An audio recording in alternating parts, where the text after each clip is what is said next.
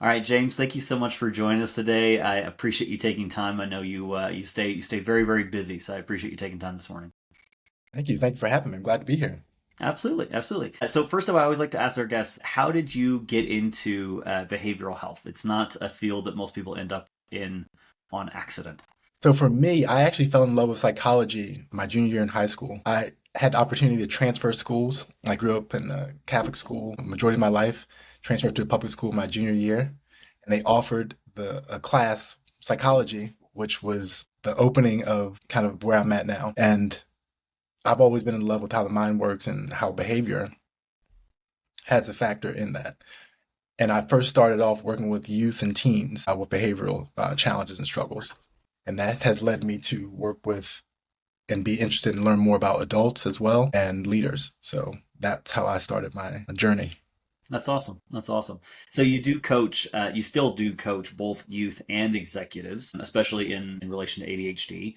How does your approach change? Because those are very, very different audiences.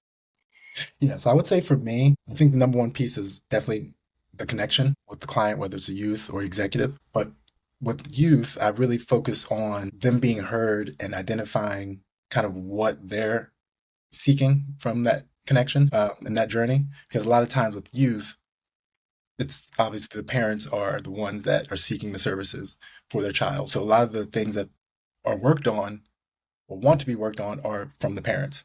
So being able to identify that with the youth, but also open and hearing what they want to work on, what they would like to learn, because that is what's going to be long-standing growth. And in regards to executives, pretty much that same exact piece, but they're kind of more in control and know kind of what they need to work on, what they'd like to achieve. Absolutely. I'm sure it's a lot harder to uncover motivations when you're working with younger clients. Yes, oh my gosh, yes. I try to make it engaging and fun, especially with the younger ones, like sharing my screen, Mhm. uh, and just making learning fun. It's not me sitting there and talking to you about ADHD. It's you really talking about what you're experiencing, how you're feeling, and the behaviors that you would like to adjust and change. Absolutely. Absolutely. It makes complete sense. So how do you see the conversation around ADHD and mental health kind of evolving in the next several years? I know you've been in the space for a few already. Oh my gosh, I think sky's the limit.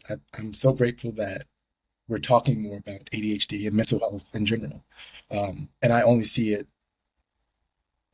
increasing in time. I think one thing that I would like to see more of is support with youth and also, I guess, organizations with ADHD employees, being able to support the students, the teachers, as well as the employees that are living with ADHD and neurodivergence, working in a neurotypical workspace. So then we always have to ask some of these questions because we are marketing specialists in behavioral health. What is one thing that is working really well for you and your team right now in terms of gaining new clients? I would say for me, I've never had a marketing team, but I would say for me personally is going out into the community and starting there. I really like to start with the people that are closer and building my reputation, building word of mouth, and getting clients that way. So that's been really helpful. Yeah, absolutely, absolutely. Following just the more personal connections. Or Yeah. sponsoring kind of youth sports, schools, things like that. Okay. Yeah. No, that's awesome. That's awesome. And then what's one kind of new marketing tactic or marketing strategy that you're either considering or just watching right now in the marketplace? I would love to have a team, a marketing team, to be able to support me in the things that I'm not strong at, to Hmm. be so I could be able to kind of focus on coaching and be able to help more people. Yeah, So absolutely. that would be ideal. It's a lot easier when you have someone else doing it for you. That is for dang sure. Uh, Yes. yeah, that's awesome. That's awesome. Well, thank you so much for joining us, James. We appreciate you coming on. We appreciate the work you're doing, and I hope we can have you on again sometime. Awesome. Thank you for having me. This is great. Awesome.